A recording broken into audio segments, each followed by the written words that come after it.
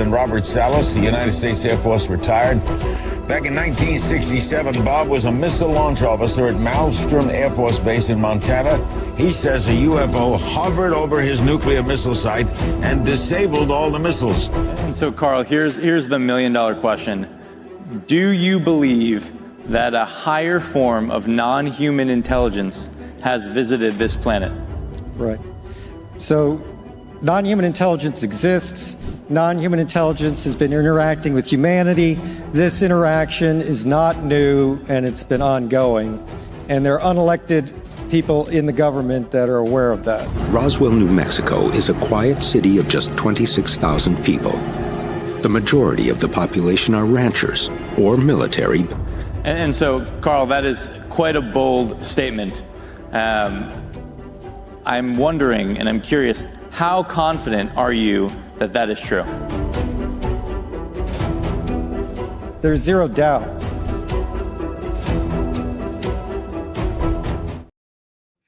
My name is Dale, and I want to welcome you to my channel, Observer of Anomalous Objects. If this is the first time visiting the channel, I just want to welcome you. Also, if you like what you see, and I'm sure you will, go ahead and hit that subscribe button. Today, we have a very extraordinary guest. We have a guest with knowledge in an area that most of us don't have. We're going to be talking about Lenval Logan. He was a member of the UAP task force, and so we're really honored to have him. I'm going to go ahead and read a short bio, and then we will bring him on. Lenval Logan, originally from the United Kingdom, served over 20 years in the U.S. Air Force, followed by more than 15 years as a government contractor, developing a deep interest in unexplained and anomalous phenomena. As an inventor and co-founder / CTO of Phenom LLC, he works to bring evidence-based scientific practices to the study of UAPs, cryptozoology, and paranormal events through innovative tools like the Phenom Citizen Science app, an effort strengthened by his involvement with MUFON, SCU, NCAS, and his support to the UAP task force, thanks to Lou Elizondo and Jay Stratton.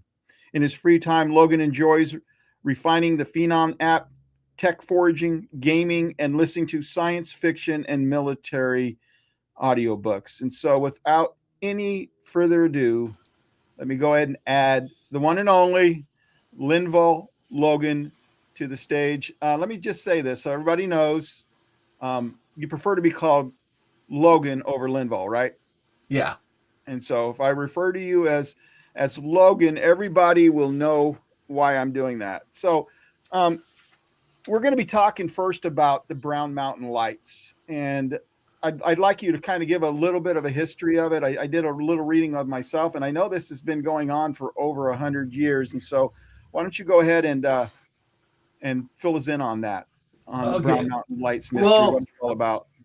As far as I can tell, the Brown Mountain Lights have been going on for over 200 years, actually. 200. Oh, that's true. Yeah. Go back American Indians started reporting it. They thought it was, people started calling it spook lights, earth lights, earthquake lights, spirits. They came up with all kinds of names. And what's interested me is that lately people have seen it, and they've talked about it in different ways. And, I'll tell you a little bit more about someone that told me some really interesting things. But the thing about it was we got together, myself and a bunch of people got together as a group and just said, you know what? Why don't we go down there? Maybe we'll get lucky. Maybe we won't. And so at the end of October, Halloween, we went down there for 2 nights. About 10 of us went. Originally, it was supposed to be 40 of us, but people started dropping out, business schedules, stuff like that. And we went down there, and we think we saw something. We don't know what we saw, but it was quite interesting. We're going to get to that. Okay. And so the U.S.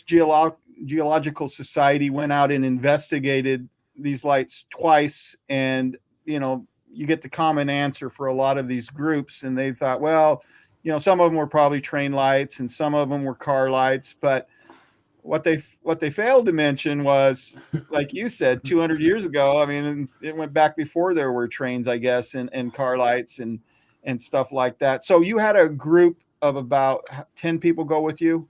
Yes. Yeah. Okay. And so the purpose of this, was this a scientific endeavor, or was this just a bunch of people going out to check out the paranormal? I actually think it was we went on a little bit of both. One of the things when we thought we had enough people, there's several peaks in the area. So the idea was kind of like do a triangular thing where you could put small groups on different peaks. That way we could triangulate and get a better view of everything. When it was only 10 people that showed up, we decided to stick at one point, and a little bit of this was a bunch of people getting together out of curiosity. And the other side of this was, hey, let's kind of see if something does happen, what tools do we have? So we brought some night vision goggles. I don't believe there was a trimeter. We obviously had my Phenom app, and we had a really nice telescope out there to get the view. And we had people coming in from Texas and other places, and we all showed up. Wow. So let's go to the first experience that you guys had. I mean, sometimes you go on these trips and you don't see anything. I mean, that's just the way it works. It's just a matter if you're in the right place at the right time. Let's start with the one that the fireworks type light that you talked to me about. Yeah. So the very first night, we went out there about 10-ish and left like 1:30. That was because it was cold, right? It was cold. And I lived in Upper Michigan, and I guess I've gotten soft because that cold was biting.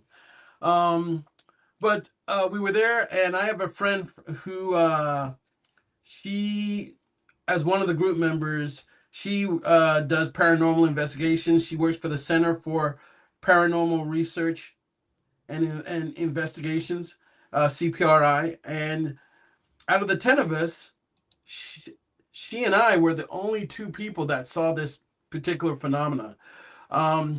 What you've got is a bunch of peaks, and obviously on the peaks you have roads going up, so you see car lights. You know, they can mislead you into thinking there's something there. But if we're looking due east to where the lights are normally seen, we were looking to the south, and there was a peak right there.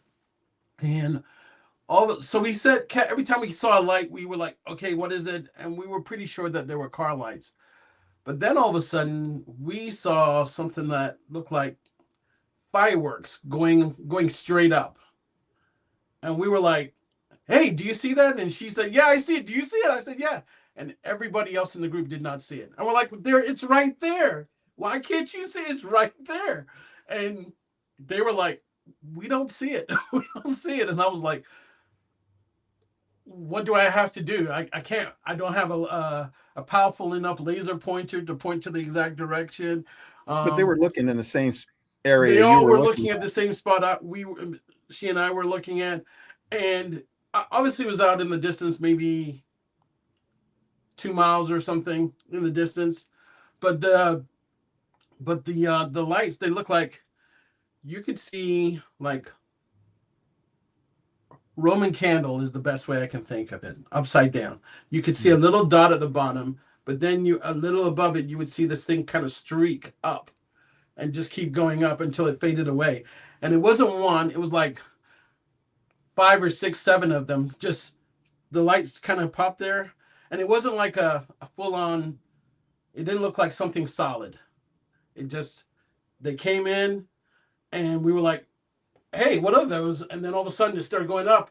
And then she and I were comparing as it was going up, and nobody else saw them. And we were like, you're right here standing beside me. How come you cannot see this? But it was pretty exciting. But, as in all things, you start to have the negative, the doubts. You're like, well, maybe it was nothing. Maybe it was just my imagination. What could it have been? And she and I talked about it a little bit.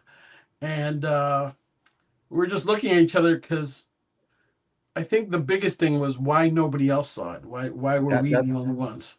That's what I was going to get into, though, Logan, because that happens.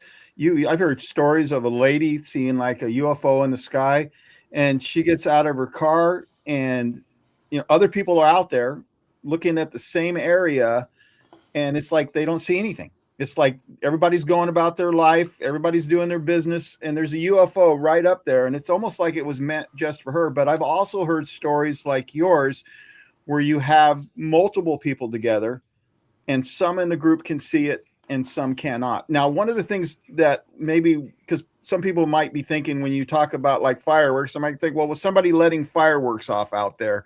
And the answer is they would get in a lot of trouble if they did. But this wasn't really like a firework in a sense. Weren't they going really, really slow? Yes, and that's the best way to describe it. It was like fireworks or Roman candles, but the way they were rising was very slow, not like a typical type of firework. And I will say, the next night she saw them and I didn't, and exact same place. So I was like, "What? What do you mean you can see them?" I'm like, Where?" And I'm looking at the exact same place, and she saw them and swore by it, and I couldn't see anything. So what were the other guys thinking when you guys saw it and they didn't? Did they think you guys were nuts, or did they believe you, or what? I feel like everybody believed us, but I feel like everybody was just kind of frustrated because they couldn't see it. Maybe a little jealous, huh? Oh, it could have been, but the idea, I mean, these are really grounded people, and we were like, it's right there. So when she saw it the second night and I didn't see it, I kind of felt like at a loss, like something big is happening and maybe something bigger is going to happen, and I didn't see it. And as it was, nothing else happened later that night, but did you sense anything though when that was happening? Did you have any kind of, was it, because sometimes with the phenomenon, when it's up close, you will sense something, you'll feel something. But I've also noticed on times that I've seen things far away that I didn't sense anything, because it was far away. And so what was the experience here? Was it just that you saw something and you didn't sense anything or feel anything?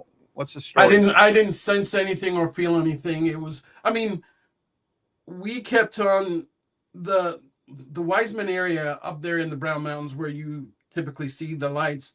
It's a platform and a little area where you can walk around, and we're walking around, and then we're stopping and we're looking and everything. But when she said she was looking at something, I just happened to be looking in the same direction. It wasn't like I sensed anything. It was just, I just happened to be looking in the same direction, and I was about to say, "What's that?" And she goes, "Oh, I see it. Do you not see the lights?" And that's when we got all excited. But everybody else was kind of like, "Where? Give us a azimuth or a bearing, because we're not seeing it." So I pointed straight down my arm, and as it started going up, and she and I were the only ones that picked up on it, and actually we didn't feel the experience, but we saw it, and it was good because now I can say that I saw something else. Not really sure what it was that I saw, but I can say that I saw something else. Yeah, well, that's pretty cool. Now, I want to give a little hook right now. I want everybody to know that towards the end of the podcast, we're going to talk about what Bledsoe has been saying, what John Ramirez has been saying, what Lou said, that something's coming. So I just want to make sure that everybody knows towards the end of the podcast, we're gonna save the best for last, and we're going to talk about that then. Now I want to move on to this kind of the second event, I guess you call it. I'm not sure how you would categorize it, but you guys decide to go up to Wiseman View, right? Yes. Or no, you're going back up to Wiseman View, and this is the second night, correct? I believe it is. Yeah, the second night. And so when you get there, there's this BMW car there. And if I remember right, one of the ladies in the group was asking if she wanted to take her car up, and you guys are saying, no, your car won't make it. And then when you get up there, there's an almost identical car to hers. Yeah, so this is even before we left DC. She came up with her car, and she goes, "I was thinking about driving my car," and we're like, "Nah, we're not seeing it. We've never been up to this thing before, but we're like, according to what we've heard, the roads are bumpy, whatever. Why would you want to take your car through that?" And she goes, "Yeah, you know what? Let's just ride down together." And we all, we kind of came to that agreement that we would ride down together. But on that second night when we were there, we get up there, and maybe I'm getting confused with the first night, but I'm pretty sure it was the second night. There was a BMW just like her car, just a different color. And the first thing me and another guy said was, well, I guess she could have made it, you know? But as we walked from the parking lot to the Wiseman's Lookout, there was a blonde couple coming away from the lookout. And I said something. I said, so did you see anything? And they said, no. And they said, it's just really cold. We're going to get to the car and warm up.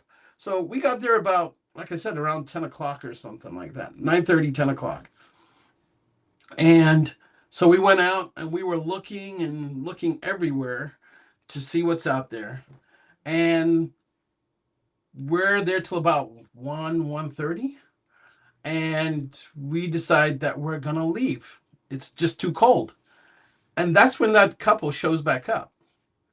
So, you know, not thinking, we just thought it was unusual that they would, if they're going to warm up in the car, you're going to warm up like 30 minutes, an hour, and then you're going to come back out. Not exactly as we're leaving. It's like they timed it perfectly.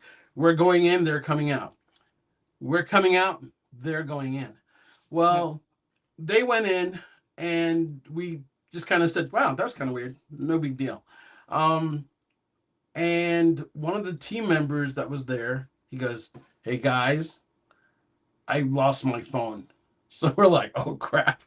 So we said, okay, let's get all the flashlights out and let's retrace our steps. So we retraced our steps and went all the way back out to Wiseman's Bluff. And we're out there and looking for his phone everywhere. And lo and behold, that couple is nowhere to be seen. They're nowhere around. We walked around. I'm like sitting there going, guys, we did see that couple past us, right? And they were like, yeah. I was like, where are they? And then, and we, you know, we started teasing each other, going do do do do do do do do, and then we just said, nah, there's something. We just missed them. We just missed them. But on the way back down the mountain, we're all sitting there going, but did we? And it just kind of made your mind start going, you know, things that make you go, That was one of those moments. Wow. The question I had as I was listening to this story was, when you guys first got there, could the couple have seen your headlights coming up? Oh, yeah. But I mean, the way they came out, we would have been in the parking lot for a little bit, unloading our stuff or unloading our gear, because we brought heaters. We brought, we had one guy that was supposed to show up, and he said, hey, if we're going to show up, you guys got to bring me some snacks. So, of course, you know, we had the Halloween candy and all that other stuff. So we're packing all this stuff. And so, but the way they came out, it doesn't look like they would have been sitting there unless they heard the car engines and all the commotion that we were making to say, okay, it's now time to leave.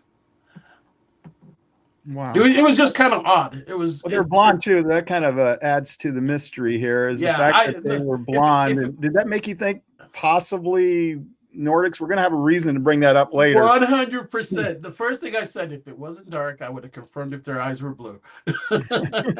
You know, it was just, we all thought it. We were like, well, we knew they were blonde, and the way they were dressed and everything, and they've got a nice car and everything, but what really happened up there? We just didn't go back. You know, I kept thinking, guys, let's do a thorough search. Maybe something happened to them. And then I didn't want to be that guy. So I was like, okay, let's just go. But we talked about it even on the way back home. We were like, yeah, that couple.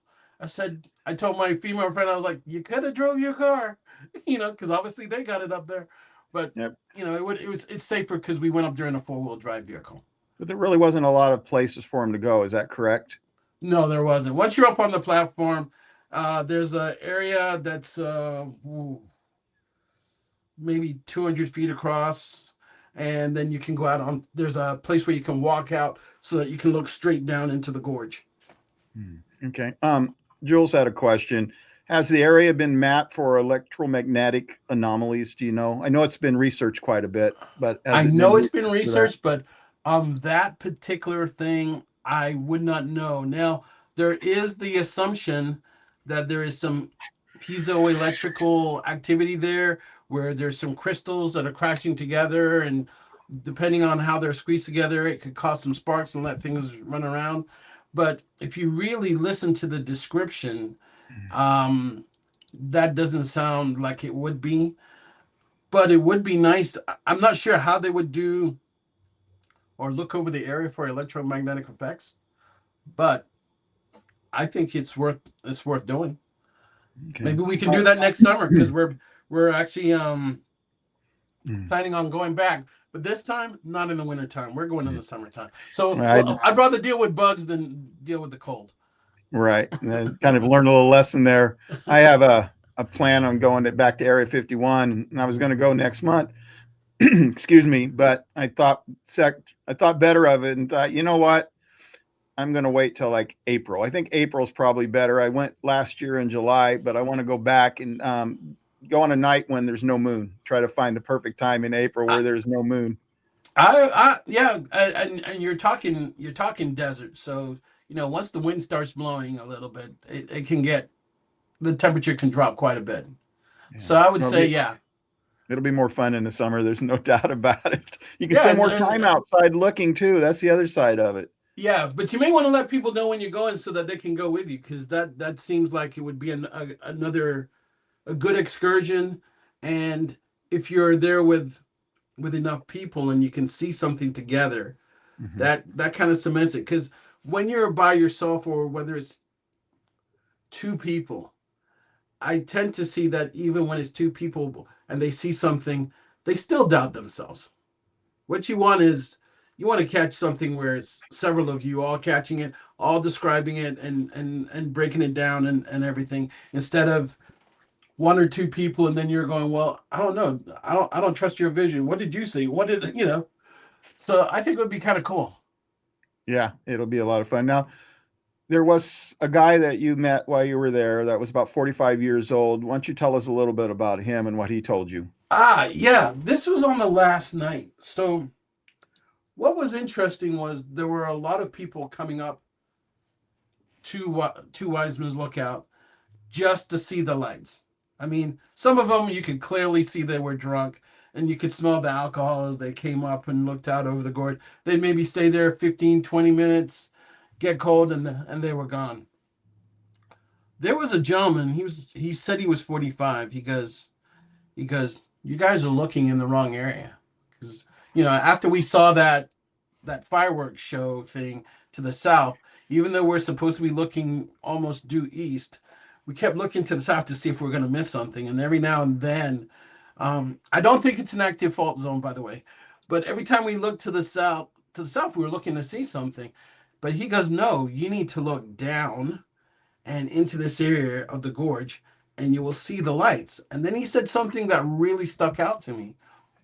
He said, I'm 45 years old. I've seen the lights twice. The last time I saw them was 15 years ago. And look at me. I'm here now, still trying to see them again. And that spoke volumes to me, because he was like, when you see the lights, he said, you forget about, oh, let me pull out my camera. Let me pull out my telescopes. He says, you just want to see them. And he says, they're mesmerizing when they're moving around, and he said, they're, the red, blue, green, even white, and they're flashing around. And he said, but I want to see them again. And I was like, well, if that doesn't speak volumes to you, I don't know what else does. 15 years since he sees them, and he still comes up on the Wiseman's Bluff to still try and see them again. I think there's a big difference between if you go out wanting to see it and versus if it happens to you. Sometimes people are just so traumatized by it. I remember even Andy Marcial, he had seen a craft, and as far as I know, he didn't go in it, but it traumatized him. But then I got a whole bunch of people I know that we go out looking for them, you know, and then I think they're like potato chips. You can't just eat one, you know. This is true. This is true. I Yeah. do remember a story about a group of friends. It was 2 girls, 3 guys, if I remember. They were, I'm guessing they were out in Oregon or something like that. This was a while back, but they'd been watching some TV show about UFOs. They got drunk and they said, let's go out there and see if we can find anything. And while they were out there, something found them, and they had missing time and everything. And they were like, nah, we're done. We've had the experience and it terrified us and we're not going back, you know? But I sat there and I thought, what if we do see the Brown Mountain Lights? What are we going to do other than just say, we saw them, you know? I'm trying to come up with something like what Julie was saying, you know, what kind of tests, what other things could be done there to maybe say, this is why, this is how long, do a full scientific investigation on it. And that means bringing out all types of equipment. And I'm going to ask some friends of mine, if I'm going next year, which I hope to, you know, bring out the radiation detectors and the seismographs and all the other things to see what we can pick up. And it doesn't mean that we have to see the lights, but maybe we're just doing a test to see if there's anything unusual about the area other than what we already know. Yeah. Well, they say that the lights look self-contained, and I don't know. I mean, I always look at things first prosaically, you know, and I know you're the same way. The first thing you want to do is start eliminating everything prosaic. But a lot of times what you end up with is it doesn't fit this category or this category or this category. But what I hate about debunkers is they go into it with the idea it has to fit in this little box. 100%. And so therefore, they're not going to take the, you know, they're lazy. I hate to say it, but that's what they are. They're lazy. They're not willing to go the extra step because they've already made up their minds. But I think being skeptical is healthy, you know, because you don't want to be telling people that there's something that's a UAP or UFO it turns out to be prosaic. That kind of hurts your reputation. Right. But at the same time, I don't think that we should go out there and just assume that everything's prosaic. And you're 100% right. You're 100% right. I mean, when we were talking about, well, all the things that are out there, we said, hey, it would be better if we really can have, it would be better if we really had a healthy skeptic on our side. So, because he's looking from the other point of view. There are people out there that when they see things, what they'll do is you'll point out 5 different things about the sighting that really stick out to it being unusual. And they will find one thing. They can't explain all the others, but they will find that one thing that says, well, it can't be that because of X. And they'll leave it that way. And I'm like, that's the best you can do? That's as lazy as you're going to get? Yeah. You know, and that frustrates the crap out of me. Neil deGrasse Tyson, I love the man, right? I love his sense of humor and the way he approaches things and stuff like that. And I like to learn. And I think, for me, one of the things that I would really like to get out of this is use the app, work with other people, find out, capture something that is really unique and unusual.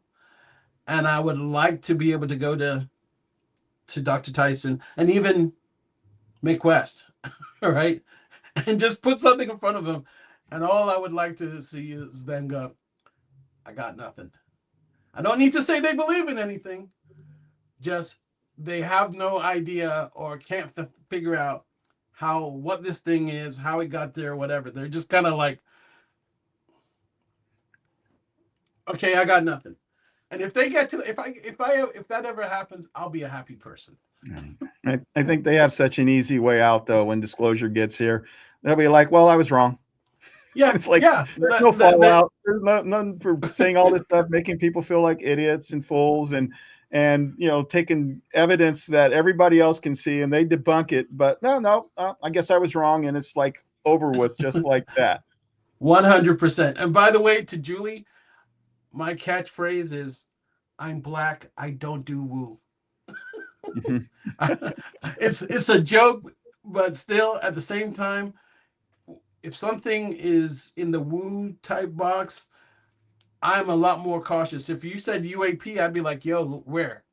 If you start talking woo stuff, I don't know if it's something from when I was a wee little laddie in England, but something about the whole woo stuff, just put the brakes on and maybe let my white friends deal with it. I don't know. I think it really has to do with what you experience because, I know people that have been terrified by ghost experiences, but then I know other people where, the ghosts are benign and, they're not a threat. They're just there. And, I guess I've heard it one time about ghost is who you were when you were living is who you are when you die. And so if you are a ghost or a spirit and you were cantankerous, well, guess what? You're going to be cantankerous as a ghost as well. And that's an interesting point of view. Interesting. I won't agree with it, but yeah. Well, I've had a few experiences in my house. I've had one at the church, and all of mine have been pretty much benign. I had a lady that had died, and we were doing her memorial service, and I've told this story before, but we had the door shut, the windows shut, and I'm up front, got the communion table in the middle. There's a picture of the lady on the right of the communion table. We got her urn in the middle, got the flowers on the left, and I'm standing up there, and then all of a sudden, out of nowhere, I mean, doors, windows, everything shut. And even if the door had been open, the wind would have literally had to make a right turn and then make a left turn.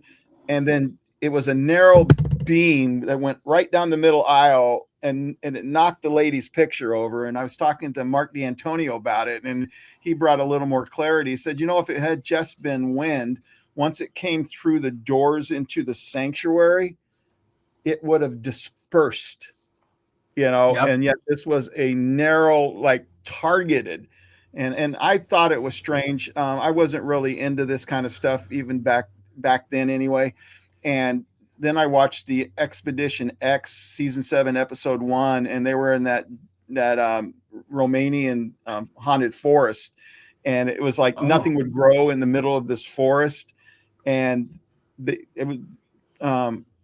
guy who was doing it, Josh, he went ahead and was sending the man and the woman back out there, and he'd been there 15 years before. And 15 years before, he played this footage of how they had the cameraman out there in the middle of it, and he was recording, and then they had a camera on him, and all of a sudden this wind came out of nowhere, and it literally dragged him backwards, knocked him over. And the thing that you have to understand is in the Greek, in the Koine Greek anyway, the same word for spirit, pneuma, is the same word for wind. The exact same word. And so, to me anyway, the way I always believe it is I'll always believe it was that lady's spirit. And I can't tell you why she did that, but I am absolutely certain she was making some kind of point. And it was obviously meant for me because I was standing right next to the table. I think I will go check out that episode. I tell people, like my wife likes to watch paranormal caught on camera. I'm not into it. She'll call me when there's a UFO stuff, but the whole woo stuff, I don't bother. But I guess I got frustrated after a couple times because I would watch it and I would see someone come, my name is Billy Bob. I'm a paranormal investigator for, 10 years and blah, blah, blah, blah, blah. And then they're doing something and then the chair moves and he cries like a baby and freaks out the door, and I'm sitting there going, that's what 10 years of experience gives you? This got to be fake. I'm not into this stuff, so I don't even watch it anymore. Yeah. But, I've started to watch other things and the people look a little bit more professional, but that doesn't mean I'm going to sit. What was that? Josh Gates would be that. Expedition X. That's a whole different ball game, than, the Ghost series and stuff like that.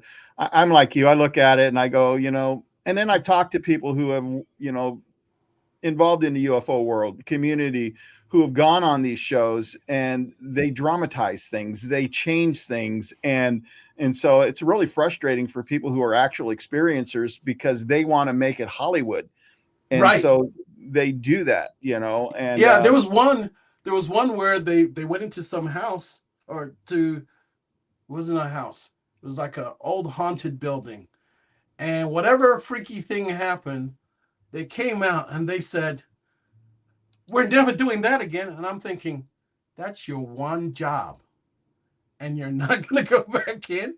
I'm like, all right, okay, this has got to be fake. So, Yeah. I ultimately, with the app and everything, I want to work with other people. I'm more interested in the UAP side of it. Okay, remind everybody what app you're talking about, because there may be some people that aren't familiar So I have with an your app app. called Phenom. That's the emblem that you'll see. And what you'll see is it's an app on Google and Apple, and the idea is that you can take pictures of UAP, cryptids, and paranormal. We've been concentrating more on the UAP side, but the idea is to start putting in tools to help with the paranormal and the cryptid side. And the big thing is Colonel John Alexander. I don't know if you know who he Oh is. yeah, 100%. Okay. Weird story about him. I have a friend who's a Navy SEAL, and I hung out a lot with the special ops crowd because I did that for a while. And when he found out that I was interested in this, he kept saying, "Hey, I need to introduce you to my friend. Hey, I need to introduce you to my friend." So for 2 years, he kept telling me that. And then we just happened to be going out west, and he goes, we should talk to him. And I was like, who? And he just picks up the phone. He goes, "Hey, John, what you doing? Hey, me and this guy named Logan, we're going to be in your area. You mind if we stop by?" And he goes, "No, sure." I was like, "John who?" And all of a sudden he shows me a picture, and I said, if I didn't think you would kick my ass, I would bitch slap you right now for holding on to this information for so long. Because he just never told me which person it was.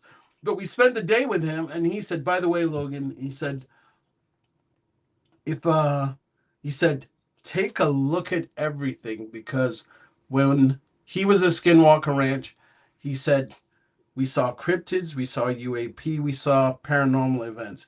And he said, you don't know if they're connected or not. So he said, collect everything, because you may find out later on that there's a tendency to do this, and this means this, and it leads to something else. So when I came into the whole Phenom thing, that's kind of my approach. Try and collect everything, that build concentric circles and see where the circles interact with each other. Yeah, and I think that Julie just said it's going to be harder and harder to keep stuff separated, because I went into it. I had a hard time, seeing all these things connected. It just seemed to me like there were a bunch of things going on at the same time, but not necessarily. Maybe they didn't even know that the other was there. But the more evidence I see, the more I hear testimony I hear on it, it definitely seems like it's connected. Now, I can't even begin to tell you how it's connected. I can give you an idea. Here's something strange. So I've been going out to this paranormal conference every year for about the past 4 years out in Seaside, Oregon. And because my friend lives out there, and he's like, "Come on out there, tell him what's going on, tell him about your app, just talk, get him out there." And so he actually had his sister own the caretaker's building in Tombstone, Arizona. So him and this other person, they came up with this wild idea. Why don't we try a remote ghost hunting thing where, they carry around that slick device that shows the green stick figures. They're walking around with it, but she's a psychic, so she would look at it and see if she picks up anything. And 2 years ago, they were doing it, and they asked me if I wanted to do it, and I was like, "No, that's the woo stuff. I don't do that." So they went ahead and did it. And she said she picked up on the spirit of a little girl, and the little girl was crying. And she said someone like a cowboy came into the picture, whatever, and was comforting her because she was scared of something. And after that, she said all of a sudden she looked and she saw something about 7 foot tall and blue. And she was like, I think I saw an alien. She's all excited about it. So she comes running to me. I think I saw an alien. And I was like, I'm trying to be all cool because, they're in the woo and I'm not. And I was like, any good scientist would sit there and repeat the exercise. So tomorrow, if you see him, then we'll talk about this. So we, went home, got a good night's sleep, started the conference again. And she did it again. And this time she got a clearer look at him. And she said, this time, whatever it was, she kind of looked in a book and she thinks it's an Arcturian.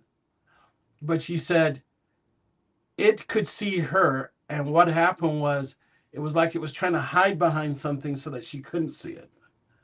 All right. And I was like, what? And she goes, yes. So since then, I'm like, I don't know if maybe the aliens maybe the spirit world, is just another dimension and they have access to that dimension and they can interact with certain things, interact with our dimension, their dimension, or maybe something higher. My understanding is that whatever dimension you're at, you can only interact with the ones that are below you. And so I don't know, but man, it would be really interesting to see if she would see it again. Unfortunately, my friend's sisters, they sold the caretaker's facility and moved on to do some other things. But I thought that was really interesting that there was the spirit world, the paranormal, and here was probably what she experienced as an alien or something else that was also in that spiritual realm, and she was picking up on it. Yeah, that's an interesting concept. Exactly, consciousness, spiritual world, whatever you want to call it. That there's definitely seems to be a connection between it all. Let's head back to the Brown Mountains for a minute, and I think I know the answer to this question. Because the UAP task force was pretty much military. That's what you guys investigated, right? Not civilian. Were there any reports from military personnel about the Brown Mountain lights? Was that anything that you guys looked into at all? I do not recall anything about the Brown Mountain lights from a military standpoint. If it's domestic and it came through military channels, that's how we would see it. Or unless law enforcement, like the local sheriff, told it to the FBI guy, and the FBI guy would say, hey guys, is this something along the lines of what you're looking for?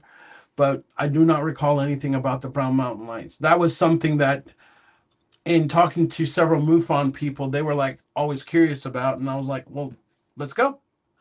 And my frustration with MUFON was every time I went to them, whether I was didn't matter which state, it seemed like they were always sitting there listening to getting a briefing on things, but they were never actively participating in things. And so I was like, hey, let's go. And some of them went. They were excited to go. And we went down there and had a good time. So why did you, of all the places you could have picked to go look for paranormal, why did you pick the Brown Mountain lights as because there's a lot of different places you could have went. You could have went to Roswell, could have went to Area 51. Well, Area 52. First of all, it was close. Okay. It was close. Now, I do believe there's still stuff actively going on off the coast of Virginia Beach, and I want to investigate that more. Right now, on the top of my list is to hang out with, even though I missed Dr. Reverend Carter, Michael Carter, when I was down there, he said next time, we're going to schedule it and he's going to show up. Because I would like to get some psionic people there, or whatever you want to call them, to show up. But I think what I'm going to try and do next time is I'm going to hang out with Dr. Keith Taylor and go see the Tedesco brothers in New York. Oh, that would be a good team. That would be a good team. Keith is he's the man. And I've talked to the Tedesco brothers several times, and they don't really know me, but I'm gonna change all that when I go up, hang out with Keith, and go talk to them and some other people. But I'm looking forward to seeing even more so how we could collaborate to graduate, if you will. And that means, can I use my app that if someone sees something, I can tip and cue them so they can turn that Combat Winnebago they have in that direction to see if we capture something, you know, because they've got way better equipment for long range, short range, medium range, and they've got additional sensors. So why not work with the experts? I don't consider myself an expert in any of this. I've just been curious since I was young because I had some experiences and I needed some answers. And now there's an effort to get answers, and I want to be a part of it. I want to collect the data. I want to use scientific methods, and I want to capture what's out there.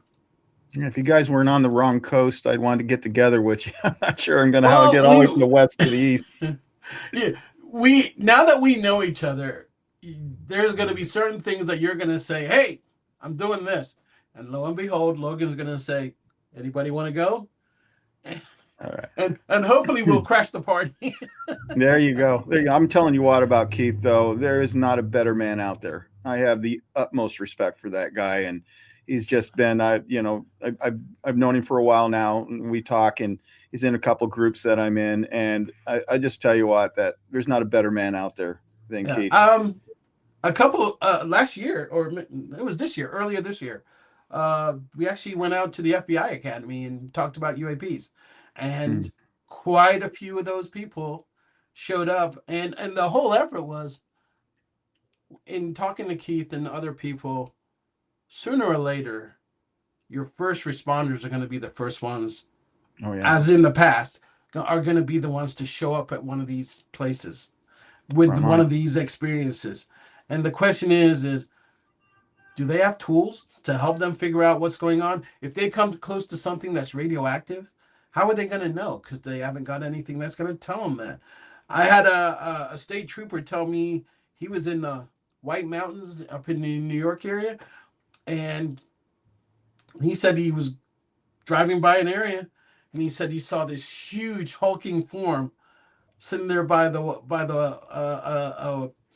river, and he was like, "What the hell was that?" And he thought about it. And he goes, should I go back? Should I go back? And then he thought about it, and then he turned around and went back. It was gone.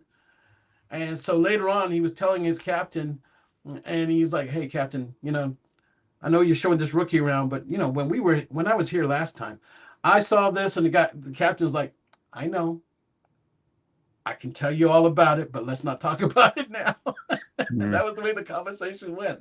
I was like, all these people are seeing things, and I think Ryan Graves had it probably best. He said, we're probably missing about 90% of it because people either don't trust what they see, they don't know who to talk to, they don't know how to talk to people, and they just feel like they're going to come across as crazy, so they'd rather just keep it to themselves.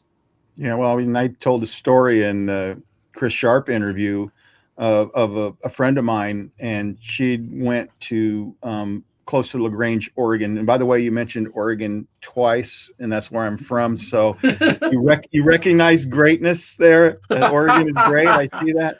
But it's beautiful out there. So my wife's like, why do you keep going back? I said, because it's beautiful out there. It rains a lot, but boy, we're in the summer. There's not a better place in the world to be than in Oregon during the summer. But anyway, she's out by LaGrange, and she's kind of open to it. She's not really in the UFO community, but we've had our discussions.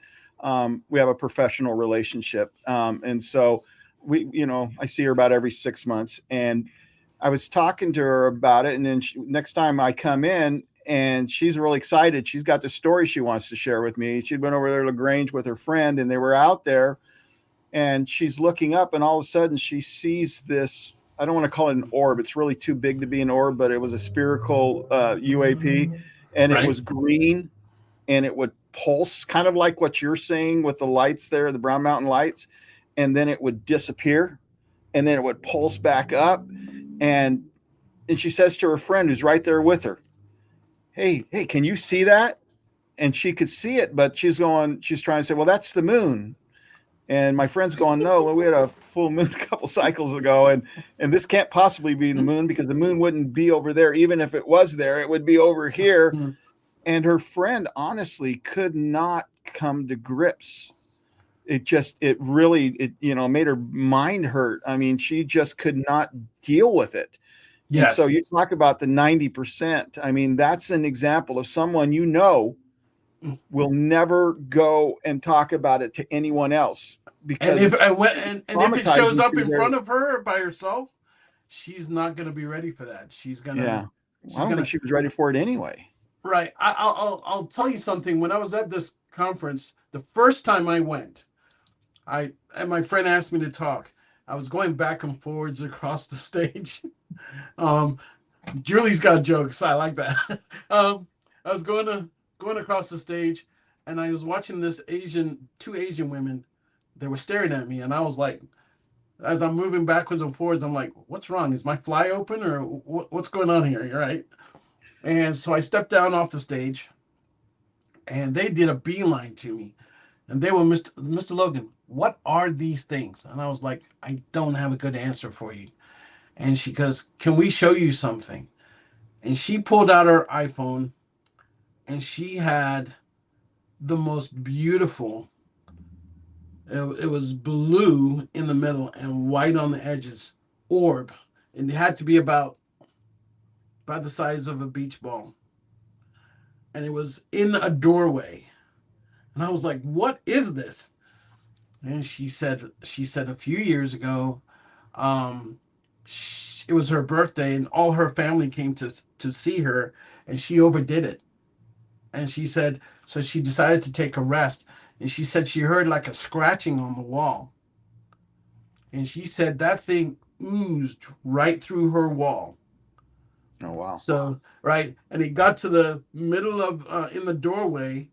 And she said she's screaming, and the family's coming. And she said it sat there for a few minutes just doing this thing.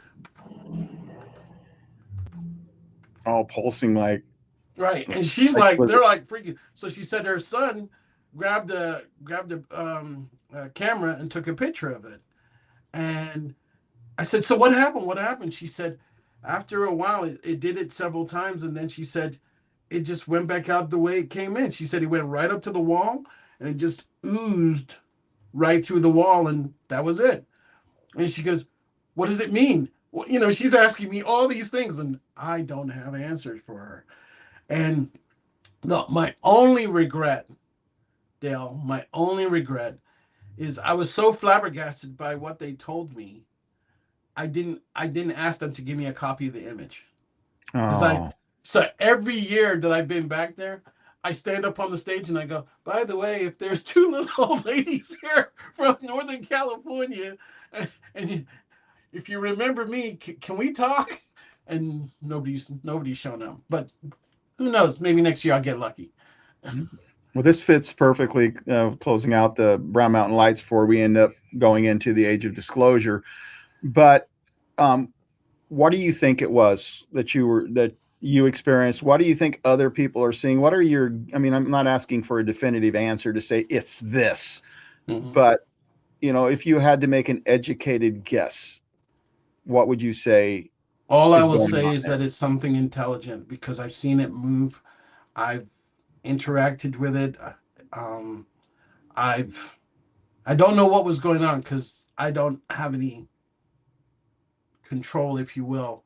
All I know is that it's not nature.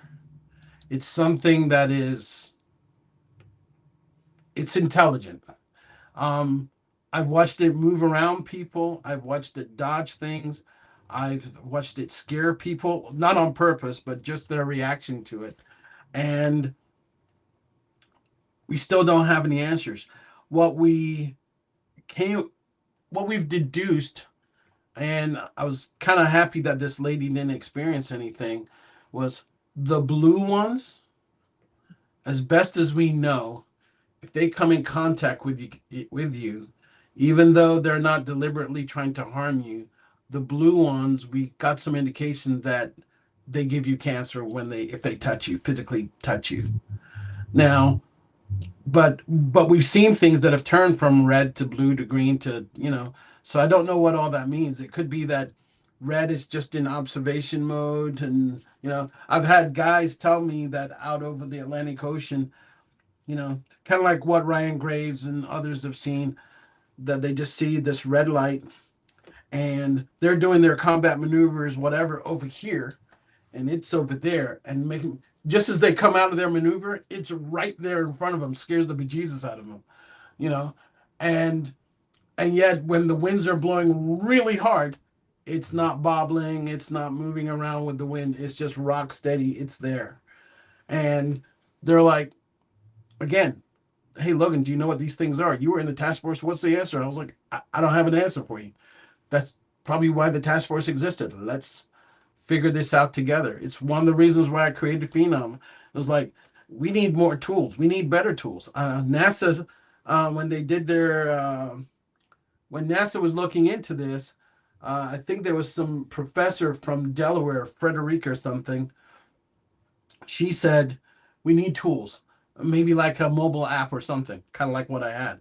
And but when I tried to approach NASA, they didn't want to hear it. So I just kind of said, okay, don't need you. You're government anyway.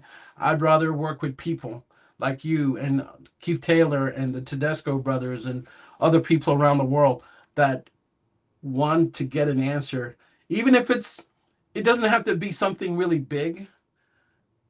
But let's try and find little things that are definitive enough that we can sit there and say, hey, one leads to another one. Now we got two. Now, hey, wait, we found something else here. And we haven't done that yet. Whether it's, think about it. With UAP, one of the things we're always trying to figure out is, what's the location? All right? With paranormal, if it's somebody's house, you're not going to know because they want to sell the house because they want to get the hell out. Nobody, unless you're crazy, nobody's going to be deliberately going, hey, and the best part about this house is that it's haunted, Yeah. Well, I was joking with someone. I said, you know what? We should have 2 books, real estate books for houses. And they're like, what are you talking about? I said, one for the black community to say, these are the houses you need to avoid. Because we don't do woo, and the other one for the white community to say, here's the houses you want to check out. And my friend was like, you're crazy, Logan. And I do have a weird sense of humor, but when we thought about it, there was a little bit of seriousness there because nobody is properly documenting the locations. Even if you watch any ghost place, they'll tell you the name of the city, they won't tell you the name of the house. Right. So how if I wanted to go and do a living laboratory, much like Skinwalker Ranch, how would I do it if I can't find the house because nobody's going to tell me? Right. We make it that much harder. There needs to be a database, and there is a group I know of that is working on trying to put a database together of all of the haunted houses, not just the big places, but things in little neighborhoods and stuff like that. But the idea is to keep it kind of close hold, and to work with other paranormalists to say, okay, this group is going to maybe go in there this week. You can have it the next week and see what you guys find, because it's just such a weird community, and the things that are happening, we can't time them or anything. We just got to. So why not have a living laboratory that we can experiment with all day long?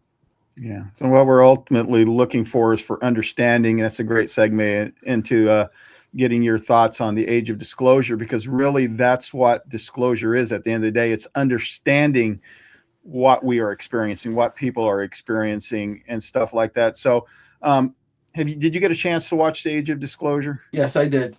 Okay, so what's your take on it? Oh, it was great. It was great. I actually interviewed for it. It was kind of funny. This is Lou Elizondo playing tricks on me, because sometimes I think he talks about sometimes he can read people.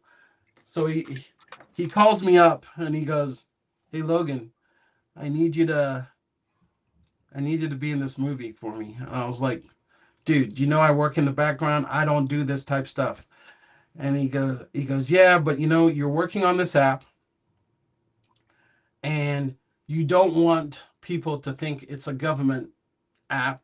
You want to have a face to it, so you need to step out, be in the public, you know. And I was like, I know you're right, but I'm not ready for it. Okay, Linda. And he said, just do this for me. I said, Lou, the answer is no, I'm not going to do it. And he still persists and goes, I'm going to call you back in 5 minutes. And I was like, okay. And I'm walking down the street and he calls me back in 5 minutes.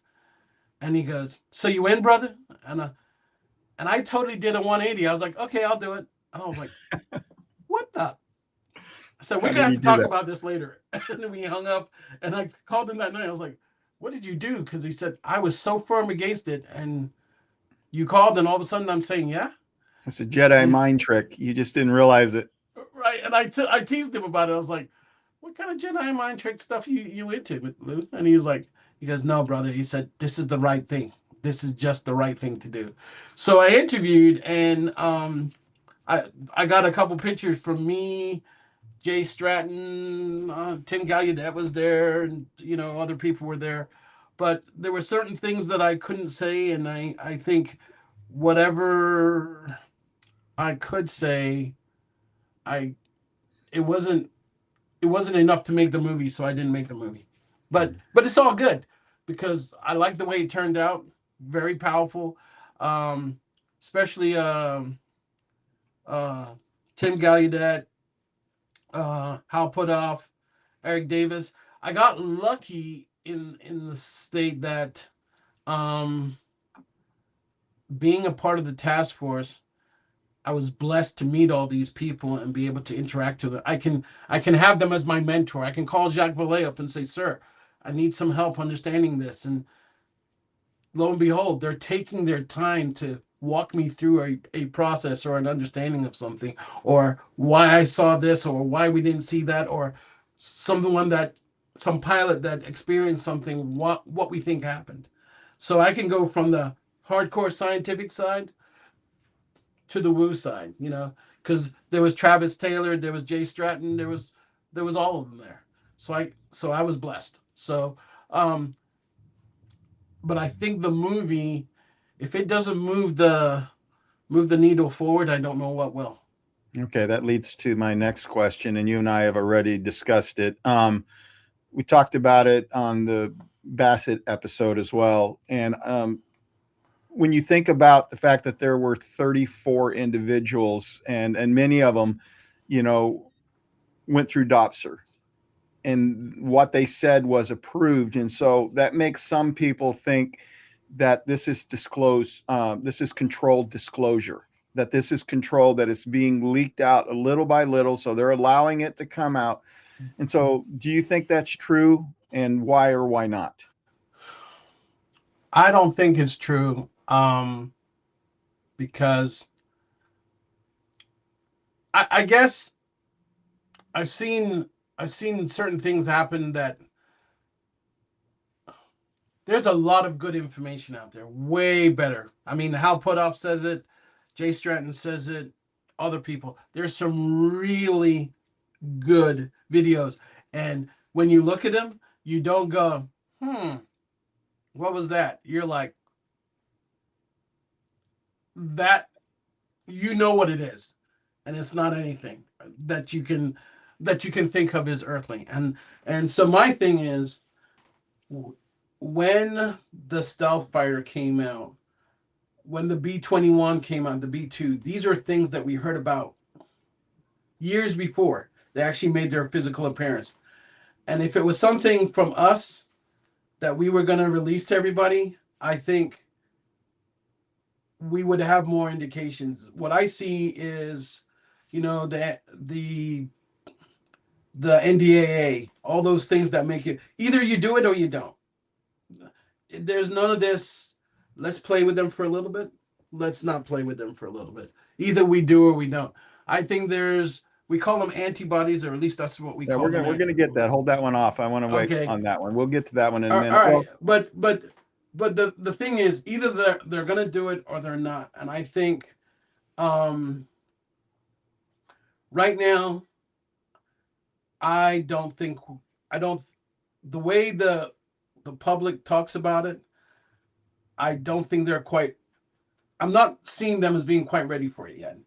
Okay. I think they hear it, and it's just in one ear out of the other, because they're waiting for the government to say something. When I'll say this about disclosure.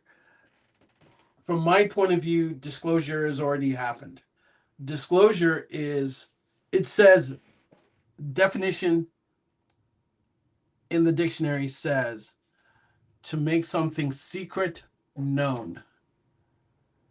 You had Obama say, hey, I got a briefing. You had Trump say, I got a briefing. That's disclosure. He doesn't have to give you details. He doesn't have to answer your things to make you feel all nice and good. All he did was he said, we got a briefing. We don't think it's this. We do think it's that. We don't think it's this.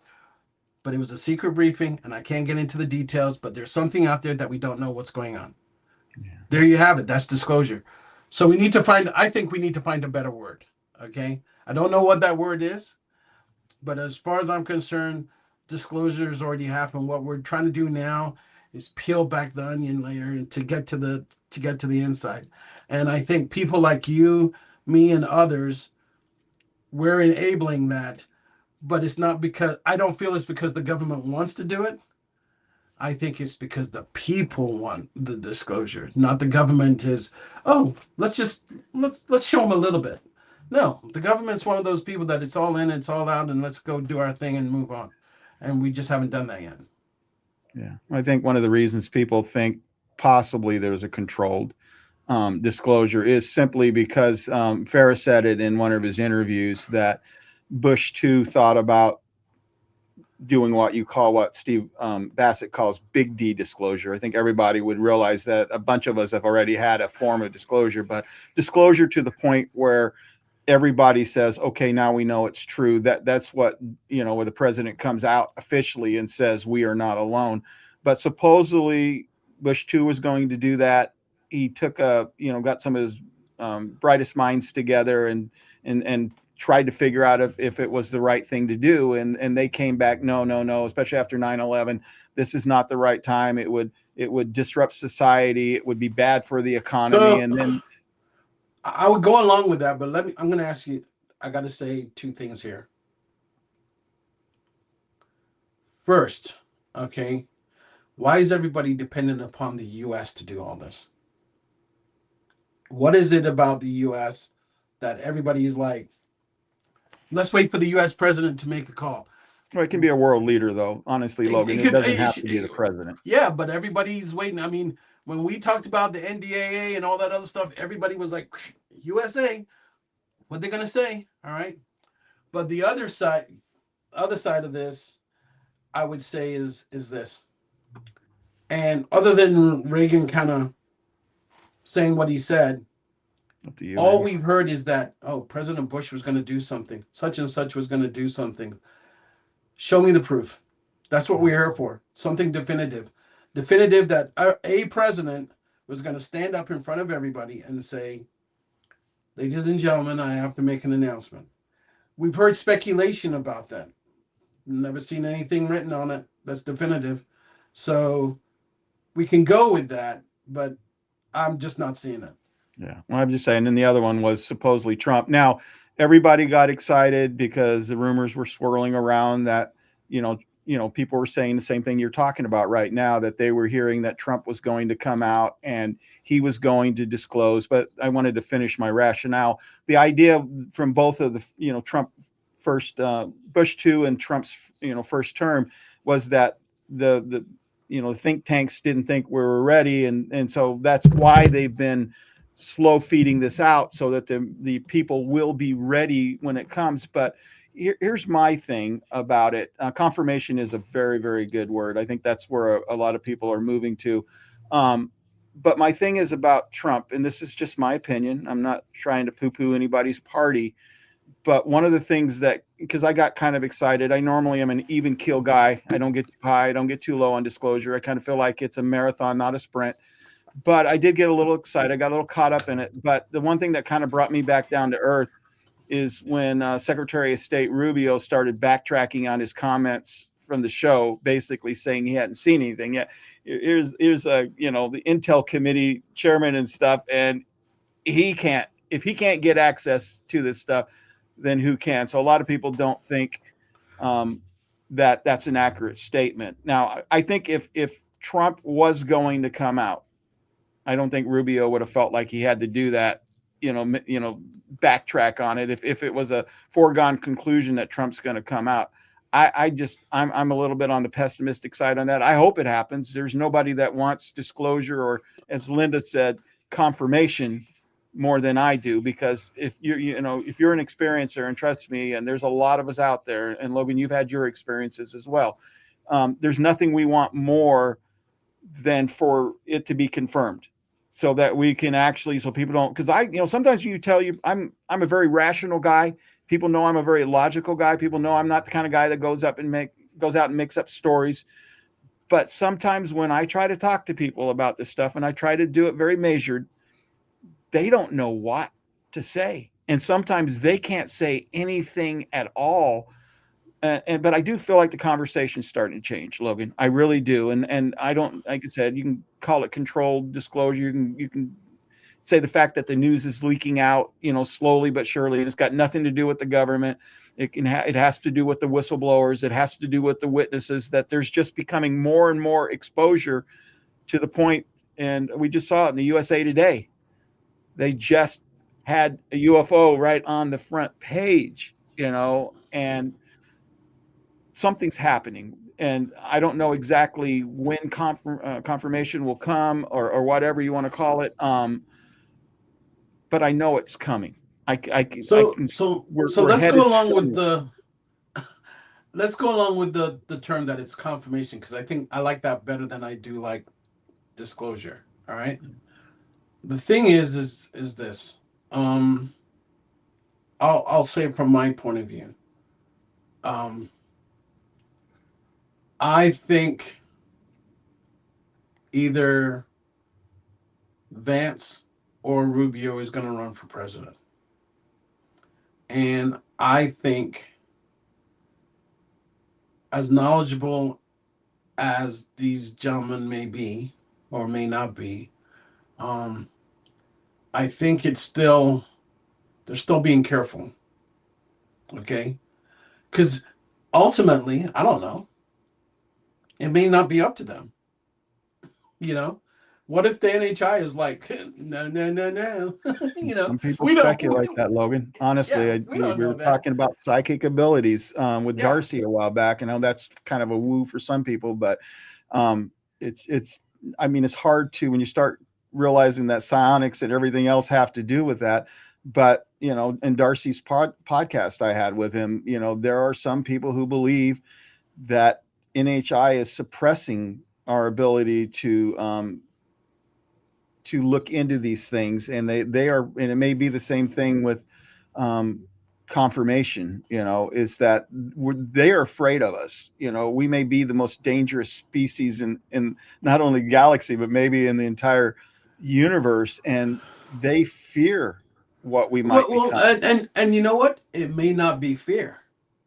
It may be awe, because we have so much potential. People are saying fear, though, Logan. Honestly, that's what the discussion. It wasn't awe. It was fear. I understand. Yeah. But what if it was? Here they are seeing a group of whatever monkeys run around that have all this potential, and they see something unique in us that we don't see in ourselves. All right. So they want us to do it. But if they are revealed with confirmation, what if it stops the potential? Because maybe that innovation and all those things that we strive for, keep going for, because we know that, hey, there's somebody already out there better than us, smarter than us, faster than us, and whatever. Well, we don't have to strive for it. All we'll do is we'll ask for it and they'll give it to us, or whatever. I don't know. But the idea is, it doesn't always have to be from a point of fear. It can be from a point of awe. It could, it's like my friend talks about AI in the future. And we had this long talk, and I said, so what's your end goal? He goes, He says, in the future, AI is going to have to learn to love us. We're going to have to make sure that the AI loves us, or it's just going to sit there and go, they're a virus. Let's remove them off the face of the earth. T2, Terminator type stuff, you know. And it could be something like that, you know. But maybe these creatures are saying, hey, they're reaching that tipping point, because we keep hearing the rumors something's supposed to be coming. Well, let's save that for the end. Save that for the Okay. end. That's what All I right. want to make But, the last. but all I want to say is it could be anything, but we typically err on the side of fear. So that's where we go to. And I think all the stuff that you hear about the presidents and all that stuff, all right, that's either rumor mongering, people just wanting to stir things up and see. But the other thing too is so much stuff has come out, the psionics and all the stuff that they're doing and all these other things and whatever, right? So much information, I don't even think we're clear on which direction we're going into anymore, because so many things have been revealed since Lou first came out back in 2017. All right. And if it wasn't for Lou, a lot of these things would, you know, Lou and Jay working together, a lot of these things would have never been revealed. However, I can see where someone may say, hey, a lot of this stuff is coming a little too close. Let's throw some other things in there so that they won't really know what's going on. They'll just assume muddy it's the water. Yes, let's muddy the water. And so now, you know, we're sitting there looking at it going, because a lot of reasons why we have skeptics is because at one point they believed and they went down the wrong track and they were like, there was nothing here after all. And now they see, they're looking at us going, you guys are so stupid. Can't you see there's nothing here? And now they're in the skeptic mode, you know, and that's all you'll ever hear from them. So I like you, I go with the prosaic things first, but I take some things and I put them in the back of my head, and then all of a sudden something will pop up and I go, hey, and then I'll research it with other people saying, what about this? And they will either say yay or nay. Dr. Eric Davis, I love the man, all right? But a lot of times he will just crush me like I'm nothing, because he goes, dude, where did you learn physics from? Don't you know? And he'll take me through some things, and I was like, damn. And then later on, maybe Eric or Hal Putoff will go, you know, we thought about this. Maybe. And then I'm like, and I'll get something. But this is how I learn, you know. I'll throw things out there and see what sticks to the wall, and then ask the big guys. I know it stuck to the wall, but I don't know why. Help me understand this. And that's when I like it when they teach me. Travis Taylor, Dr. Travis Taylor, awesome guy. You know, some people may not like him, whatever. But every time I've sat down with him and said, Travis, I don't understand this or whatever, he's kind of, you know, if he has the time, he's taken me to the side and broke it down so that I can understand it. Same thing with Hal Putoff, same thing with Eric Davis, same thing with Jay Stratton, same thing with Lou. I'm in this particular community, I've been blessed. All right, let's go ahead and move into how a lot of people use the term NHI, but I want to be more specific because we're going into to be specific on it. But how do aliens fit into the disclosure narrative? And I want to say a couple things first. David Grush supposedly, you know, I know you know David, supposedly said something, and Disclosure Party created a reel. And in that reel, he was saying that David Grush said that the Nordics are not that much more advanced than we are. So first of all, it's confirming Nordics. But second of all, making a statement that maybe they're only a couple hundred years more advanced than we are. And then that David Grush supposedly said that the beings who sent the Greys are way, way, way more advanced than we are. And the Greys are the ones who brought about the psionics.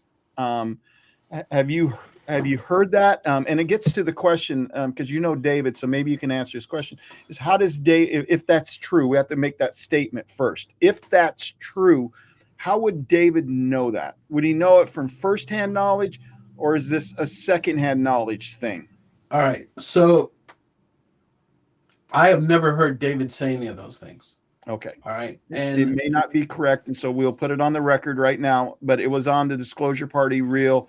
I heard it for myself. no, And it that's why I could brought be it in up.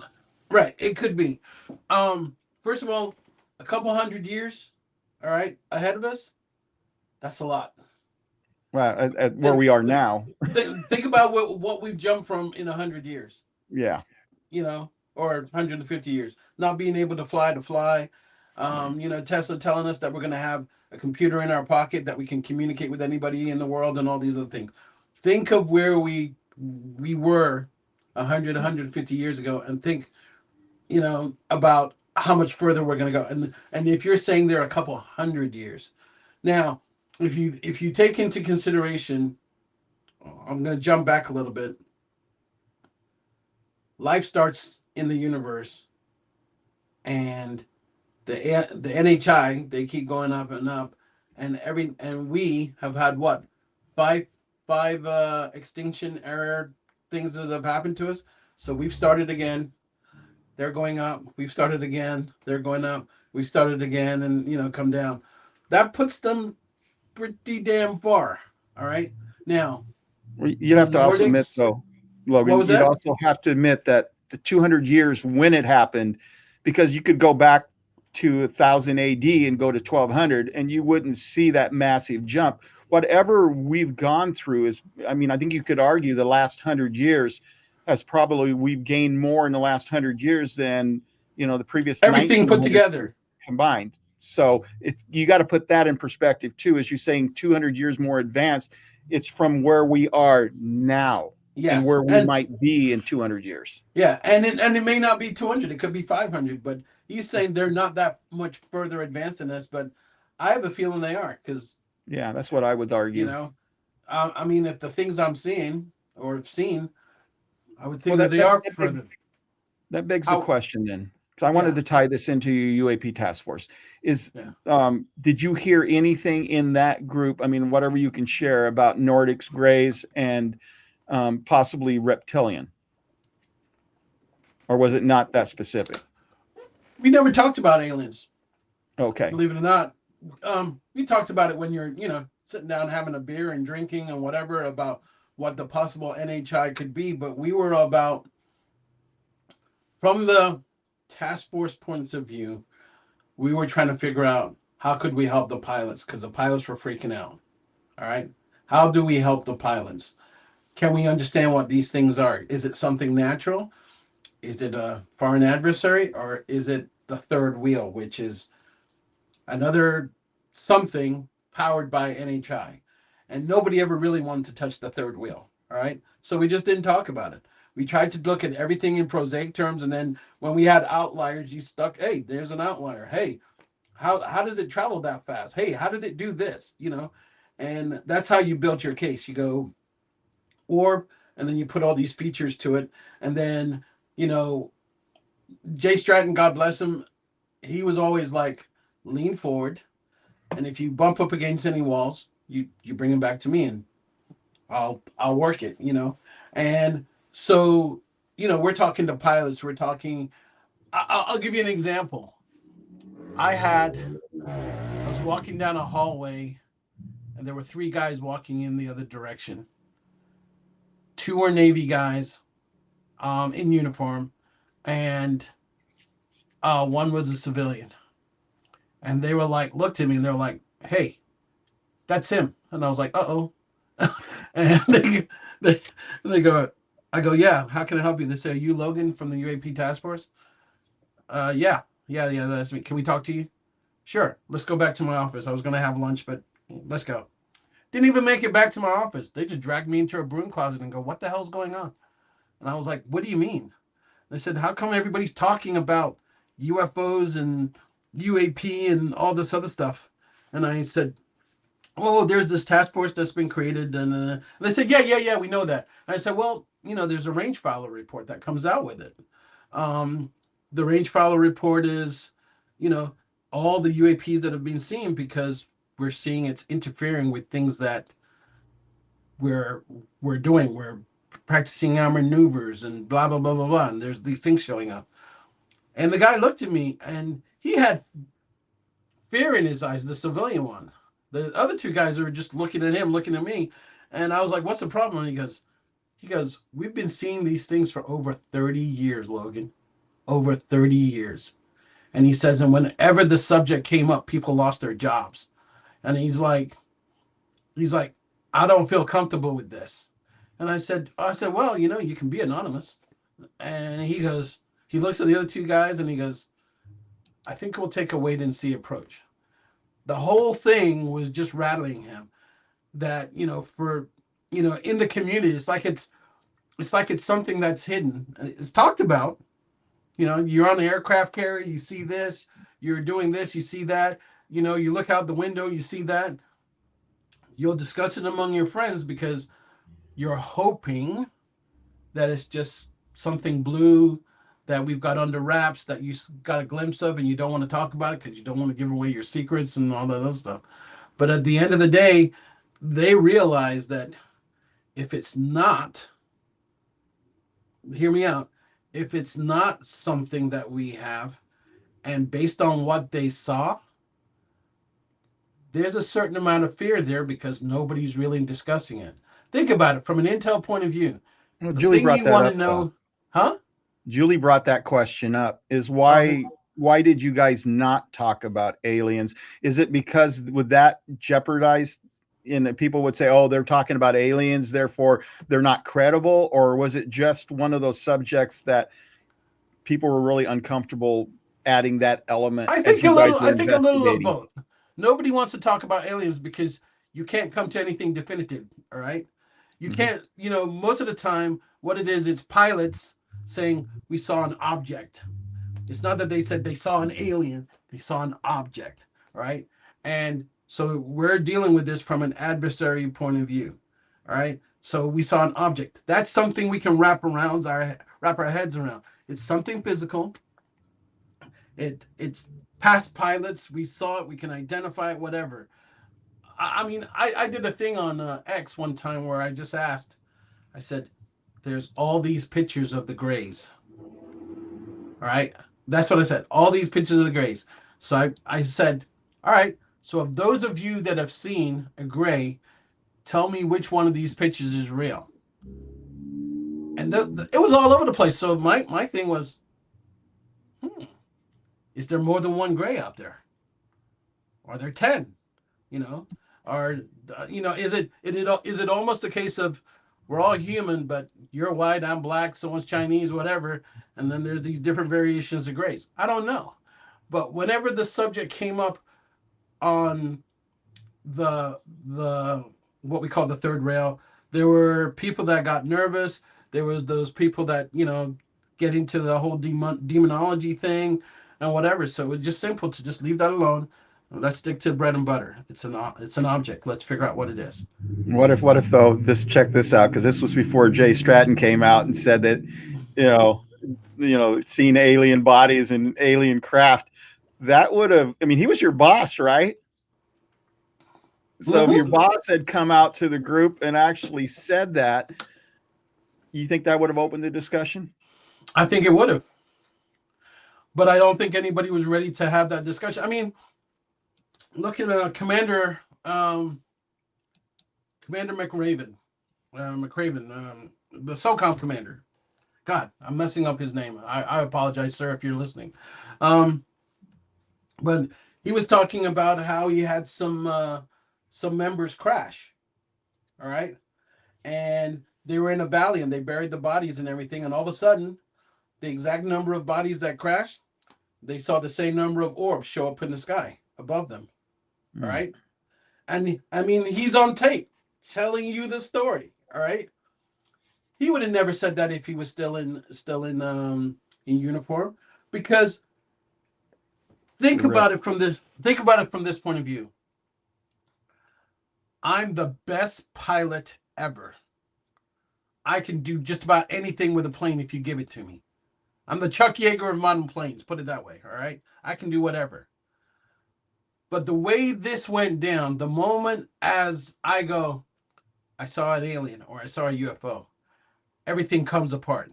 Right. Because of the stigma that we put on it ourselves. Yeah. Okay. They no longer listen to me. All right. People that used to look up to me, they're like, yeah, that's a good saw the alien, you know, whatever. If you wanted to make the task force official, I think it was better the way he handled it in not bringing up aliens. Let's look at what if it was just a human in a really advanced machine? I don't know. Someone from the future. I don't know.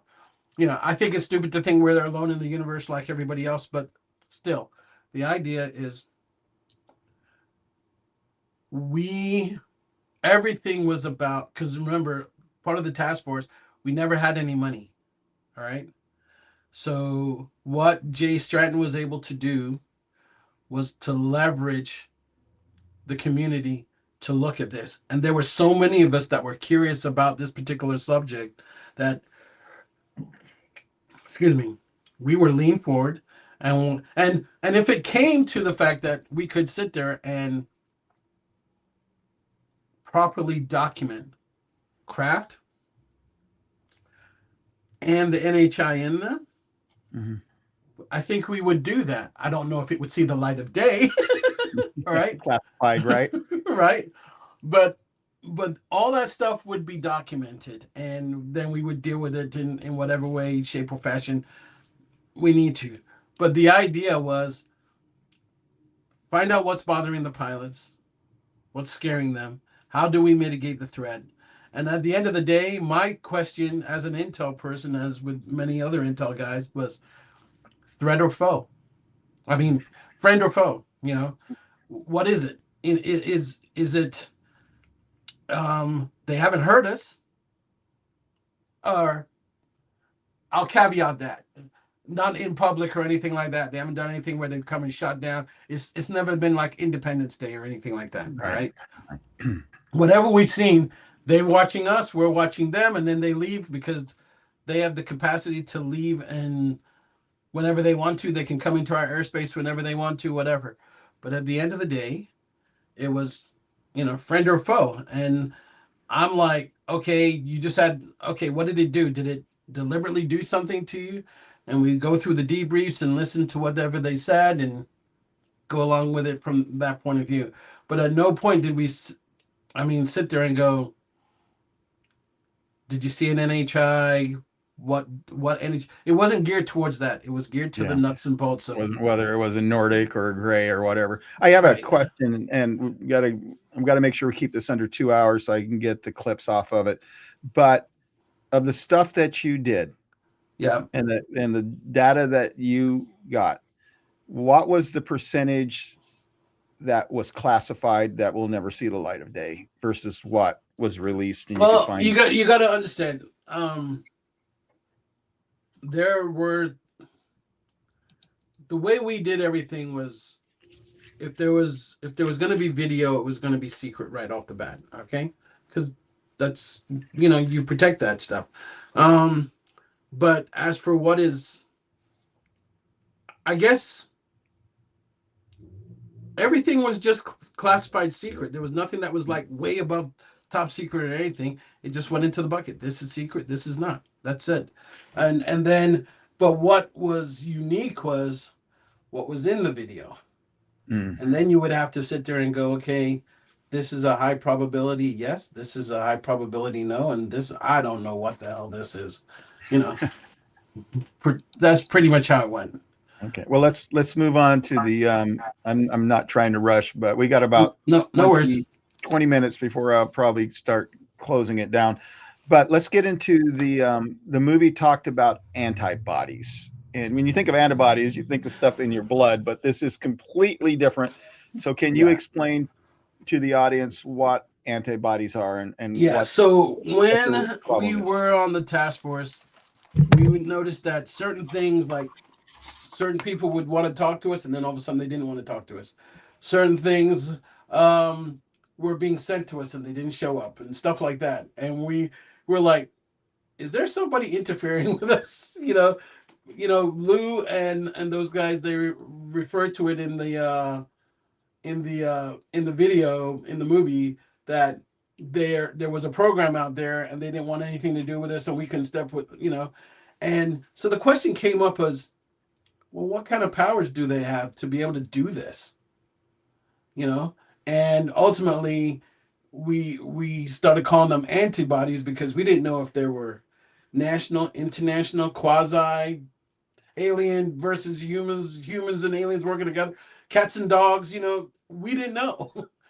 So whenever we would ask, people would ask us stuff, we would just say, well, the antibodies, you know. So the anti is that they're working against you. That's what Yeah. the anti means, right? Yes, they're working against us to whatever. It's kind of like when people say NHI. Mm-hmm. I get it, but my first question is, which NHI? Okay, because some perceive that the reptilians hate us and the Nordics love us and the Greys are in between and the Anunnaki and the this and the that, and I'm like, so when you're talking, you know, the idea for the task force and to all the scientific community is for us to be definitive and kind of nail it down as much as we can. And we talk so much with generalities when it comes to this thing that a lot of things I think get lost in translation, and we don't really know what we're talking about anymore. You know, when someone says, you know, when I remember I was watching something and I was like, I said, could the antibodies do this? Could they? Because people have talked about, what is it, blue beam or something, where there's supposed to be some holographic projection of aliens and whatever, you know. So every now and then you got to ask those crazy questions, you know, just to see what the reaction is.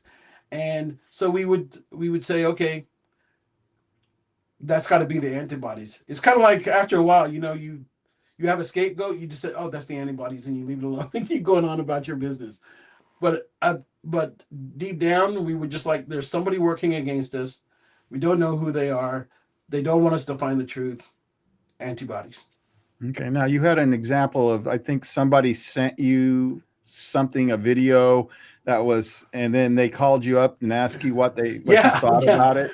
Yeah. So we saw something really unique, and it lasted a long time. And I said, can you send us the video? And they were like, hell yeah. And 2 weeks later, they called us back to say, what did you think? Now that you can examine the whole thing. And I'm like, what are you talking about? They said, we sent you that thing like 2 weeks ago. And I was like, nope, never received anything.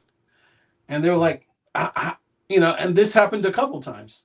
So we just like, okay, there's only so much we can do. We just got to take what we got and just deal with it and keep moving.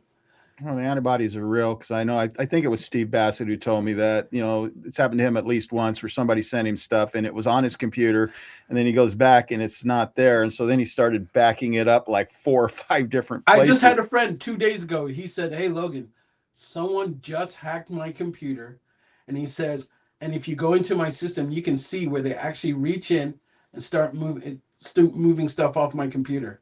And I was like, you're kidding. He goes, no. And I was like, who do you think? And he goes, I don't know.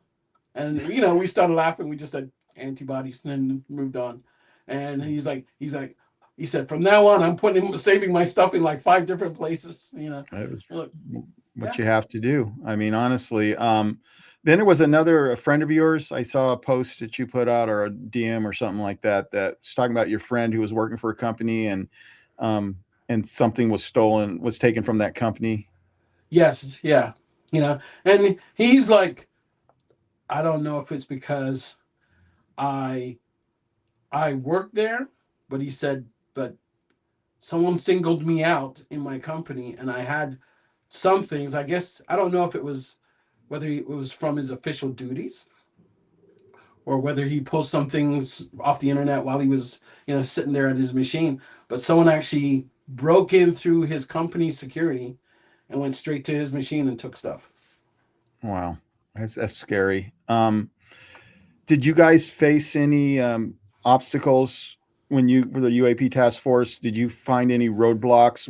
If there was anything like that, was there like you could see something that was like guarded more than other things? Like, this is like, you know, this is the king's 100%. There was stuff that You could clearly see it wasn't something prosaic. And when we had some analysts that came by and said, this is something weird, and we don't have an answer for it. So I said, well, let's give it to the next higher up and let them chew on it for a while and come back. And they came back with the most prosaic answer that I actually went to Jay Stratton and said, sir, permission to treat this group as hostile. And he was like, what? And I told him, and he was like, okay. That was it, So I never went back to them. I went to other people and got them, because the answer was, you could clearly look at, you didn't have to be an analyst to look at the information and go, that is weird. And they gave such a prosaic answer that it was insulting. And I was just like, no, position, treat these guys as hostile. So I never went back to them. So it felt like restricted, and it's kind of hard to get where you want to go and find answers if you got these roadblocks after roadblocks. And that's the dilemma, though, because I would like to see it in the civilian sector, where there isn't this, your job's on the line, your career's on the line, your pension's on the line. But the problem with it is most of the stuff's, either controlled or hidden either by the military or by private contractors who are working for the military. And so I don't know how, because the best data that's out there, the best evidence that's out there right now is not in private sector hands.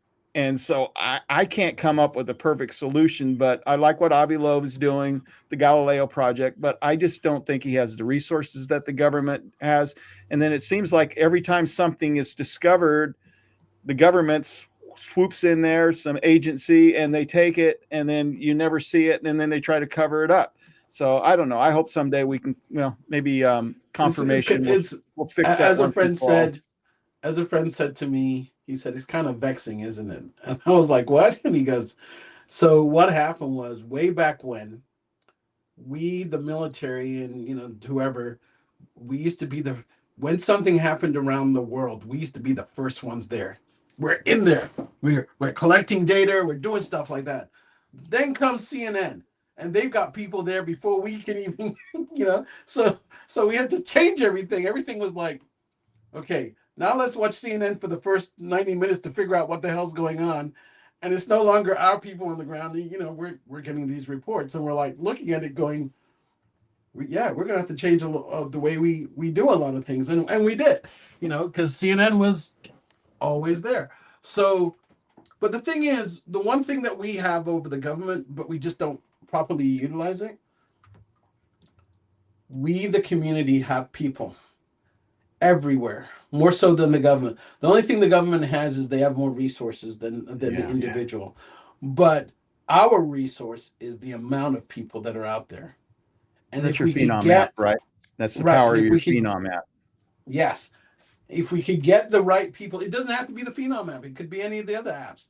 But the idea is, the only people I'm not crazy about is Enigma Labs, but that's another story. But the idea is, we need tools that everybody can use so we can capture the information, and then we can analyze it, get it in the hands of the academic community so that they can definitively step up to someone and said, we have analyzed this every which way but Tuesday. Sir, here's your UFO. Here's your UAP. Here's your NHI. Here's your Bigfoot. Here's your whatever. All right. But we need to get the community, it's got to be a citizen thing where everybody comes together and we work together. And because there's a lot of people that you sit down at the dinner table, you could be talking to them and they would probably tell you about some story that they experienced or their grandfather experienced or whatever, and they're just not talking about it. I'll give you a real quick example. I have a friend whose dad was an F-14 pilot, and he said, he went up to his dad and he said, hey, Dad, have you ever seen a UFO? And his dad said, no, nope, never seen it. Soon as Lou Elizondo's story came out, his dad got all excited. He goes, I knew it. We saw those things all the time. And he goes, hold on a second, Dad. You said you never saw a UFO in your life. And the answer that his dad gave him was classic. His dad goes, I never saw a UFO, but UAPs, I saw them all the time. That's awesome. Just wouldn't use that word, semantics. Just would not use that word. All right, let's go to the big finale here and go to the question that I'm sure a lot of people are asking. And I told you this. I have an affinity to people putting dates out there, and it has to do with my profession. As I hear people tell me all the time, you know, every time there's a war in the Middle East or there's conflict, that Jesus is coming back. And I keep hearing it over, and I've heard it for 30 years. So I'm just going to be honest here. When I hear dates, I hate it, because I've seen, you know, we saw Y2K, we saw 2012, we see all these. Even if you didn't go to the, you know, the religious side of it, everybody keeps wanting to tell us the world's going to end, and they want to put a date on it, and then they're wrong, and then they put another date on it, and they're wrong again. But so, but there is a lot of questions right now about things going on. Chris Bledsoe is one of them, kind of stirring the pot a little bit. He's saying around Easter of 2026 that something's going to happen. Now, he's never said outright it's the rapture or anything like that, but that something's coming. We know that John Ramirez has said that the aliens are going to reveal themselves in 2027. And then the one that's probably, for me anyway, personally, worth considering is Lou said something is coming.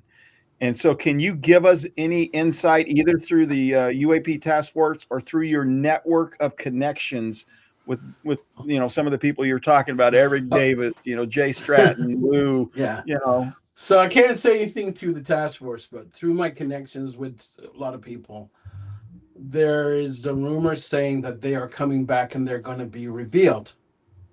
And the term that they used was, when we come back, there will be a reckoning, supposedly. All right. Because someone, maybe the antibodies, I don't know, somebody did them wrong. All right. And I'm thinking, well, they're aliens and they're all powerful. They can do whatever they want to do. But whatever the case may be, We took something that belonged to them. Is that what I heard? something We didn't like give it that, all. yeah. We didn't give it all back. We took it, and then we were supposed to give it back, and we didn't give it all I've heard back. that rumor too, among other rumors, right? Okay. But yeah, and supposedly they're coming back. And so my question was, who's coming back? Because if they're coming back, who's flying around now? That's what Jules was asking. They who? Right. They who? So I'm like, and someone came to me, or actually I've had several people that told me, he said they said supposedly there's a treaty, all right, about what they can and cannot do. And the ones that we are still seeing supposedly flying around, if the stories are true, those are the ones that broke the treaty. So I don't know what's going to happen. I'm curious to see what the future holds, but you know, again, there's nothing definitive. I mean, if you go to Chris Bledsoe, remember he's kind of, you know, giving you hints. They're all giving you hints, but nobody can say anything definitive.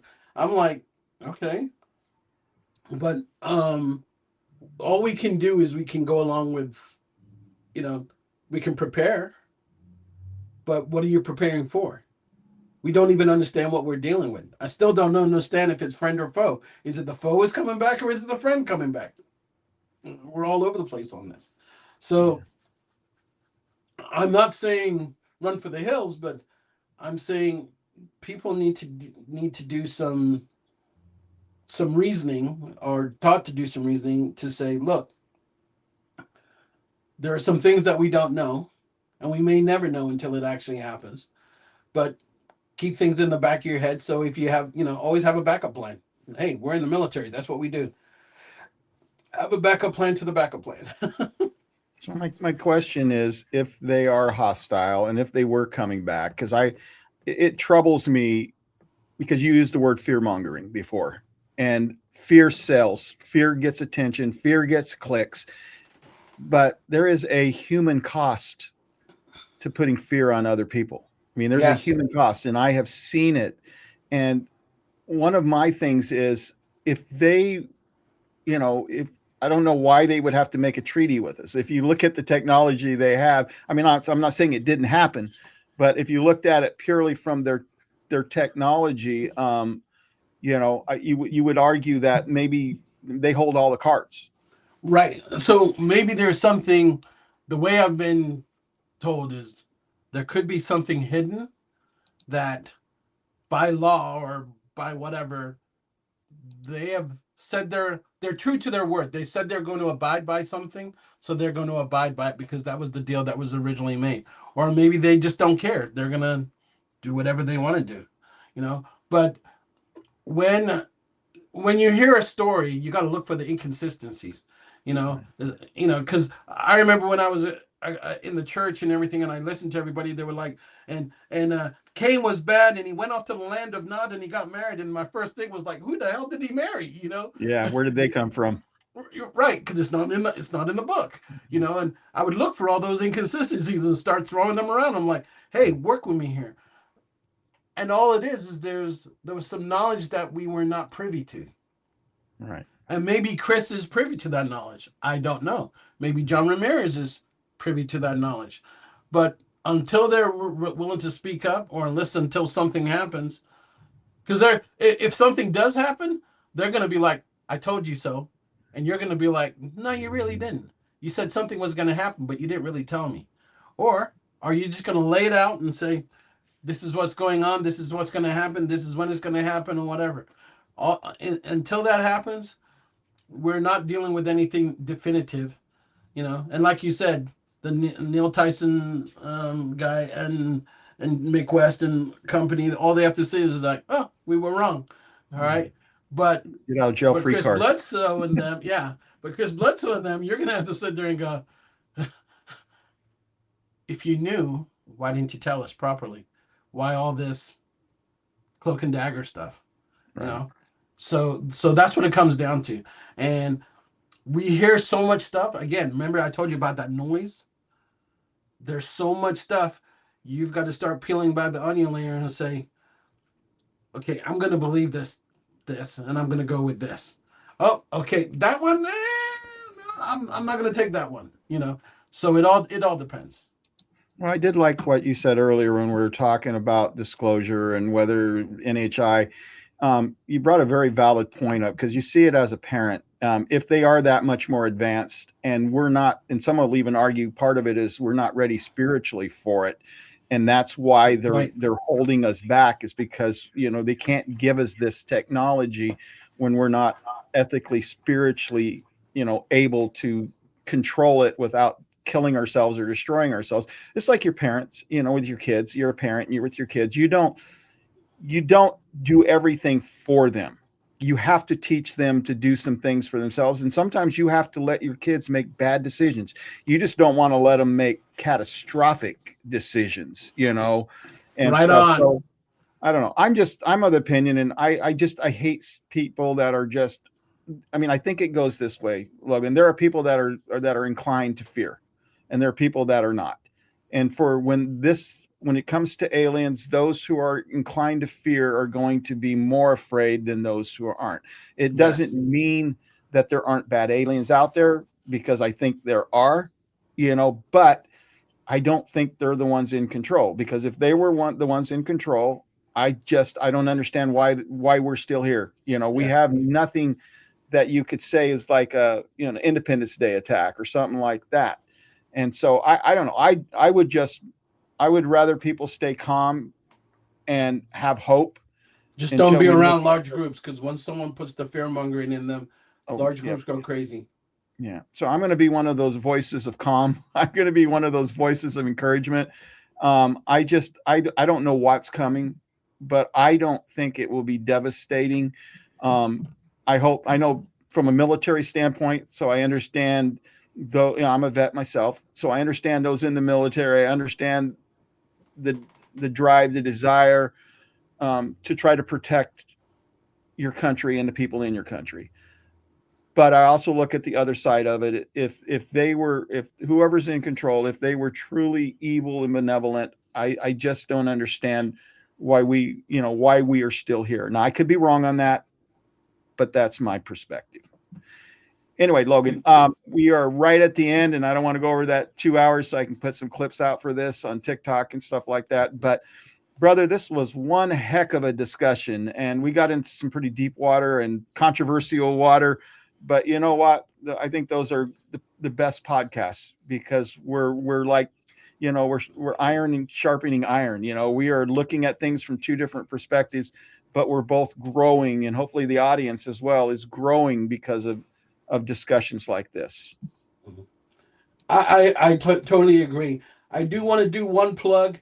I have a friend out in Sedona named Colton Lucas, and he's doing those UAP expeditions out there.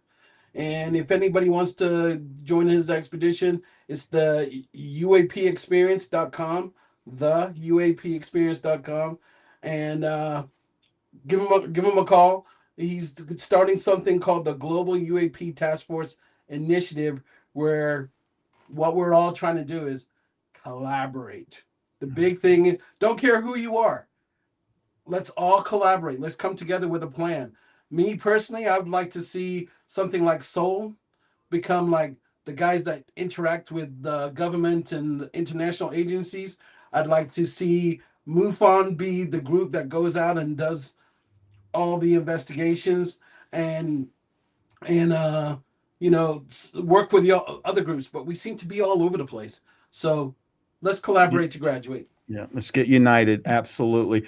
Well, Logan, thank you so much for coming on. I'm going to go ahead and pull you from stage, and I'm going to basically close the podcast out. Appreciate you, brother. Give me the link to that plug, and we'll put it in the description on the YouTube video as well. All right. Thank you very much. I appreciate it. Well, I want to thank everyone that's been here, especially those that made it all the way to the end. I thought that was one heck of a discussion that Logan and I had. And I'm telling you what, Logan's got a lot of knowledge. He's been on the UAP task force. He's worked with Jay Stratton, Lou Elizondo. I mean, he's contacted Eric Davis and even mentioned Jock Valet. I mean, you can't really get any more old school than Jock. So I thought he had a very, very good, I thought we had a very good podcast, and he gave a lot of insight. Let me just remind you, if you're new to the channel and you haven't subscribed, you can really help this channel out by subscribing. We've been here for about 2 years, but really just starting to pick up the momentum in the last 6 months to a year. And so I'd appreciate that. Well, to everyone, goodbye and God bless.